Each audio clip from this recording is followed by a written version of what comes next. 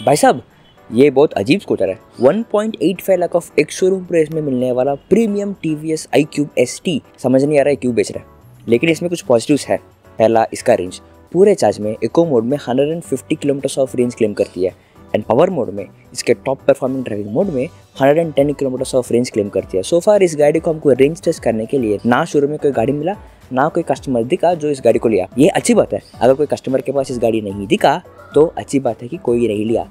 Last तक देखोगे video तब आपको समझ आ जाएगा क्यों अच्छी बात होगा। हमारे एक्सपीरियंस में iQube S एंड iQube बाकी दो iQube मॉडल्स में जो रेंज स्पेसिफिकेशन शीट दिखा रहा था उतना ही रेंज आया, लेकिन जो रेंज एस्टिमेट दिखाता है ऑन द डैशबोर्ड वो बकवास है। जो रेंज दिखाता है उतना रेंज आएगा ही नहीं and it is always inaccurate. लेकिन जो स्पेसिफिकेशन शीट में जो रेंज दिखाया था उतना रेंज बाकी मॉडल्स में आया, तो मानते हैं कि इसमें भी आएगा। अगर आया भी 150 दिखा रहा है, एटलीस्ट 130 140 भी आया, इट इज अ बहुत अमेजिंग रेंज है। नेक्स्ट इसका परफॉर्मेंस, दो ही ड्राइविंग मोड्स मिलेगा, eco mode and power mode. अगर एक सिटी के अंदर सॉफ्ट एक्सेलरेशन से आराम से जाना है तो इको मोड मस्त है यार। 45-48 km पे जिसका टॉप स्पीड है, आराम से रिलैक्स्ड राइड मिलेगा वेरी वेरी सॉफ्ट एक्सेलरेशन के साथ। चाहे आप पिलियन के साथ भी जा रहे हो, सामान के साथ भी जा रहे हो, you will have very great ride. अगर चार्ज 80% से कम गिरा, कोस्टिंग रीजनरेशन भी स्टार्ट हो जाएगा। जैसे स्टार्ट होगा ट्रैफिक में, अगर आपको स्पीड एडजस्टमेंट्स करना है, थोड़ा सा स्लो करना है, ब्रेक मारने की कोई जरूरी नहीं है। एनीवे स्पीड इको मोड मतलब 40 में रहेगा, हल्का सा भी स्लो करना है 40 से 35 एंड 30 तक, कोस्टिंग रीजनरेशन वेरी स्ट्रॉन्ग होगा एंड बहुत काम आएगा। एंड नेक्स्ट इसका power mode, very strong acceleration देने वाला ड्राइविंग मोड है।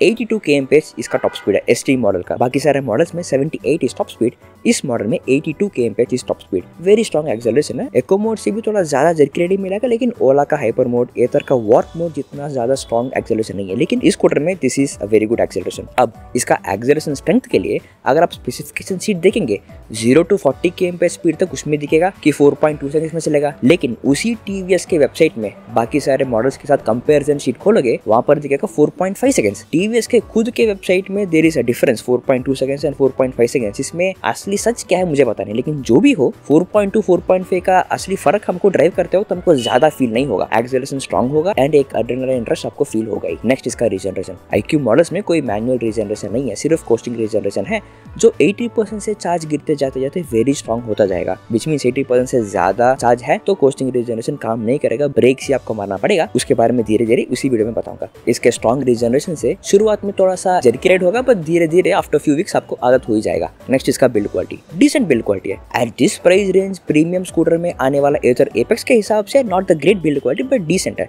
नॉट द बेस्ट, डिसेंट है। नेक्स्ट इसका seat comfort and suspension, very comfortable seats है। गंदे रोड्स में भी कंफर्टेबली जा सकते हो, both for rider and for a pillion. कोई बैड रोड्स का एक्सपीरियंस, ऐसा स्पाइन में पेन, बैक में पेन, ऐसा कुछ फील नहीं होगा। इको मोड में तो स्पीड ब्रेकर के ऊपर, पॉटहोल्स में, बैड रोड्स में कुछ फील नहीं होगा, लेकिन अगर थोड़ा ज्यादा एक्सेलरेट करते करते आप पावर मोड में चला रहे हो, देन फ्रंट एंड बैक का सस्पेंशन थोड़ा सॉफ्टर है, उसके वजह से थोड़ा ज्यादा स्प्रिंगी सा फील होगा, को थोड़ा आराम से जाना पड़ेगा ऑन बैड रोड्स। अब नेक्स्ट इसका राइडिंग पोस्चर, वेरी आराम से बैठ के एक रिलैक्स्ड सा जाने वाला पोस्चर है, वेरी कंफर्टेबल है for city ride, 1 hour 2 hour ride के लिए ठीक है। लॉन्ग राइड के लिए थोड़ा मुश्किल होगा, but for inside city it is great. Next auto hold, कोई सॉफ्टवेयर स्विच या डैशबोर्ड स्विच के झंझट के बिना वेरी सिंपल फिजिकल नॉब है ऑन द रेयर ब्रेक, लगाते ही गाड़ी रुक जाएगा। वैसे इसी तरह का ऑटो होल्ड एम्पियर नेक्सस में भी है, लेकिन उसमें बहुत स्ट्रॉन्ग ऑटो होल्ड है। इसमें उतना स्ट्रॉन्ग नहीं है, लेकिन एक स्लोपी रोड में गाड़ी को रोकने के लिए एक सपोर्ट चाहिए तो काम आएगा। नेक्स्ट इसका boot space, 32 litres of boot space है। हाफ साइज हेलमेट 2 चल जाएगा। अगर आप ड्राइव कर रहे हो इसी हेलमेट को पहनकर, पोर्टेबल चार्जर, पानी बॉटल, रेनकोट आराम से चल जाएगा। For city use very practical है। नेक्स्ट इसका साइड मिरर्स, ये ना मेरा फेवरेट है। वेरी सिंपल, कोई कॉम्प्लिकेटेड डिजाइन कुछ भी नहीं, सिंपल रेक्टेंगुलर डिजाइन है। पास वाला गाड़ी भी दिखेगा, दूर वाला गाड़ी भी दिखेगा। इनफैक्ट ऐसा लगता है मुझे कि हर स्कूटर इसी तरह का सिंपल डिजाइन रखना चाहिए।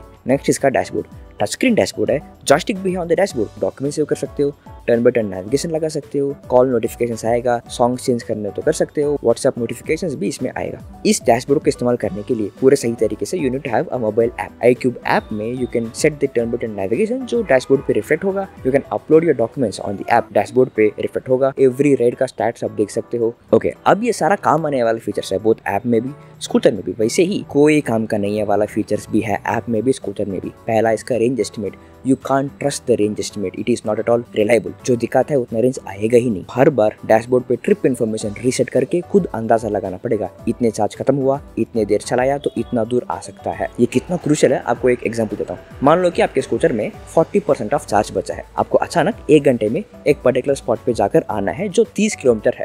30 किलोमीटर जाना, 30 किलोमीटर आना, सारा मिलाकर 60 किलोमीटर। 5 या 10 किलोमीटर एक्स्ट्रा स्पेयर के लिए भी, सेफ्टी के लिए रख लें।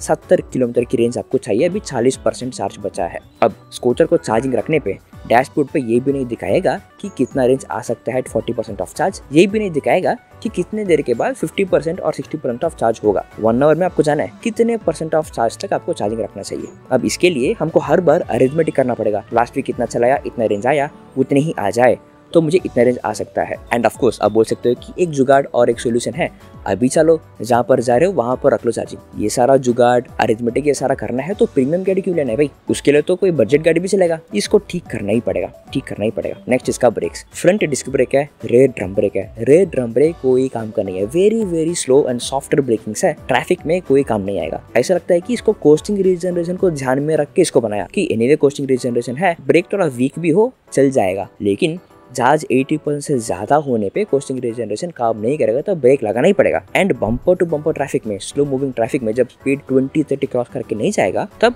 कोस्टिंग रीजनरेशन काम नहीं करेगा, आपको ब्रेक लगाना ही पड़ेगा। तब एक्सपीरियंस होगा रेयर ड्रम ब्रेक कोई काम का नहीं है, गाड़ी को रोकेगा ही नहीं। Front disc brake very strong है, लगाते ही फ्रंट टायर स्किड हो सकता है अगर रास्ते में मिट्टी है। It is not really comfortable confident braking. Next इसका रीजनरेशन, इसका 2 माइंडसेट होना चाहिए। पहला जब चार्ज 100% से 80% है, दूसरा 80% से 0% तक। 100% टू 80% तक कोस्टिंग रीजनरेशन काम नहीं करेगा, थोड़ा सा स्टार्ट होने लगेगा but it won't help to stop the scooter. आपको याद रख के ब्रेक लगाना ही पड़ेगा।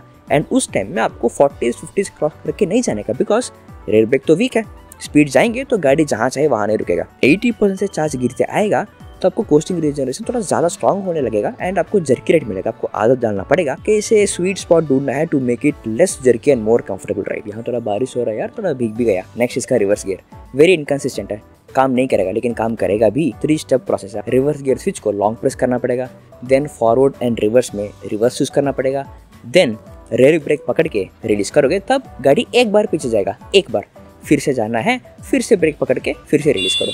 इतने करने तक हम गाड़ी को पीछे पैर से खींच सकते थे यार। नेक्स्ट इसका navigation, turn by turn navigation है। फ्लैट रोड्स में कोई कॉम्प्लिकेटेड जंक्शंस नहीं है तो ठीक है, अगर कॉम्प्लिकेटेड जंक्शंस आ गया, फ्लाईओवर आ गया, काम नहीं करेगा, it will be very easy to confuse you, उतना काम नहीं करेगा। वैसे इस नेविगेशन भी आपको स्मार्टफोन ऐप में लगाना पड़ेगा। ऐप में लगाओगे तो डैशबोर्ड पे रिफ्लेक्ट होगा, वो लगाना भी उतना आसान नहीं है। जब ऐप में लोकेशन टाइप करोगे, स्ट्रीट नेम, कौन सा सिटी है, कौन सा गली, कुछ भी नहीं दिखेगा। फॉर एग्जांपल आप state bank of India search कर रहे हो, कौन सा सिटी, कौन सा गली, कौन सा एरिया, कुछ नहीं दिखेगा। आपको ढूंढ के नेविगेशन लगाना पड़ेगा। लगाने के बाद ऐप में कुछ नहीं चलाने का, ठीक है आप मानते हैं वैसे छोड़ दिया। अब उस ऐप में क्या क्या चीजें देखें, आपको याद है मैंने अभी थोड़ी देर पहले कहा कि इसमें काफी काम वाला चीजें, काफी कोई काम का नहीं है, ऐसा चीजें भी है। पहला जियो फेंस, कोई काम का नहीं है। जियो फेंस बाउंड्री जो आप लगाने के बाद उस फेंस क्रॉस करके जाएंगे, आपको डैशबोर्ड पे नहीं बताएगा, फोन पे नहीं बताएगा, फोन में ऐप में नोटिफिकेशन सेक्शंस में एक नोटिफिकेशन आएगा। अब मानते हैं कि आप पर्टिकुलर एरिया क्रॉस करके जाते हो तो आपको डाउट आया, यार मैंने इसको जियो फेंस में लगाया, एक बार चेक करते हैं। ऐप में खोलेंगे, दिखेगा नहीं। जो आपने लगाया, कौन सा एरियाज लगाया देख नहीं सकते हो, एडिट नहीं कर सकते हो, फिर से फ्रेश सा आपको लगाना पड़ेगा। लगा भी दिया, क्या काम आएगा, उस पर्टिकुलर इंस्टेंस पे, उस एरिया पे कितना चार्ज बचा है, वापस जाने के लिए चार्ज बचा है कि नहीं, यही है जो इंपॉर्टेंट है। आपने क्रॉस किया, क्रॉस नहीं किया, क्या फर्क पड़ेगा। नेक्स्ट स्पीड लिमिट, ऐप में आप स्पीड लिमिट रख सकते हो। मानते हैं कि आपने 60 kmph का स्पीड लिमिट रखा, लेकिन 60 क्रॉस करके भी जा सकते हो, 70, 82 तक भी जा सकते हो। इसमें भी ऐप में नोटिफिकेशन सेक्शंस में आपको दिखेगा। दिस इज ऑलमोस्ट लाइक आपका पिलियन है, आपने उनको बोला यार देखो मैं 60 क्रॉस किया तो मुझे बताना। आपने 60 क्रॉस कर लिया, 70 गया, 82 तक भी गया, घर जाकर चाय पीते पीते आराम से, यार तुमको पता है तुमने स्पीड लिमिट क्रॉस किया, क्या करोगे तब। This app 1000 rupees per year of subscription में आएगा। ऑफकोर्स इस ऐप में आप डॉक्यूमेंट सेव कर सकते हो जो डैशबोर्ड पे रिफ्लेक्ट करेगा। डॉक्यूमेंट्स आप फोन ऐप में अपलोड करने के बाद डैशबोर्ड को जाने के लिए 15-20 मिनट लगेगा, वो भी फोन ऐप में अपलोड करके फोन एंड स्कूटर दोनों ऑन में रखकर 15-20 मिनट आपको स्कूटर के पास ही रहना पड़ेगा। यही 15-20 मिनट में वही आईडी प्रूफ को शॉप ले जाकर प्रिंट करवा के लैमिनेट करके एक कॉपी उसको डिक्की में रख सकते हो या बैग में रख सकते हो। उसके लिए इतना प्रीमियम गाड़ी लेकर 1000 rupees per year of subscription वाला ऐप लेकर क्या फायदा है। एंड हाँ, आप ये बोल सकते हो कि इसमें ट्रिप का स्टैटिस्टिक्स दिखेगा, राइड स्टैट्स दिखेगा। वेरी प्रैक्टिकल यार, मेरे पास भी एक Ather 450X है। हर दिन राइड स्टैट्स मैं नहीं देखता हूँ, कोई भी नहीं देखता।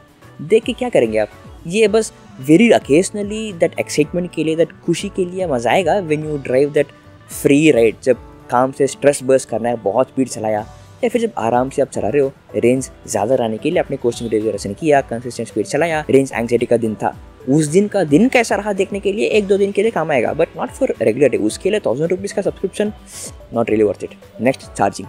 स्कूटर को चार्जिंग लगाना बहुत फंडामेंटल चीज़ है, वो भी कॉम्प्लिकेटेड है। इसमें 5 पिन वाला चार्जिंग सॉकेट है जो लगाना ही मुश्किल। आपको हर दिन नीचे झुक के चार्जिंग पिन को आराम से अंदर चलाना पड़ेगा। दिन में लगाना ठीक है, रात को लगाना बहुत मुश्किल है क्योंकि वहाँ पर कोई लाइट सोर्स नहीं है, आपको कुछ नहीं दिखेगा। लगाने के बाद भी डैशबोर्ड पे चार्जिंग स्टार्ट होने के बाद भी ये नहीं दिखेगा कि कितने देर में चार्जिंग खत्म होगा, अभी वाला चार्ज में कितना रेंज आएगा, कुछ नहीं दिखेगा। अब ये सारा इश्यूज वेरी फंडामेंटल इश्यूज है। जो फीचर्स हम देखकर गाड़ी लेने वाले हैं उसमें इश्यूज है, द फंडामेंटल इश्यूज। अब एक बजट गाड़ी जो 1 लाख के अंदर वाला गाड़ी है उसमें ऑल दिस कॉम्प्रोमाइजेस है, लेकिन रेंज आएगा तो ठीक है।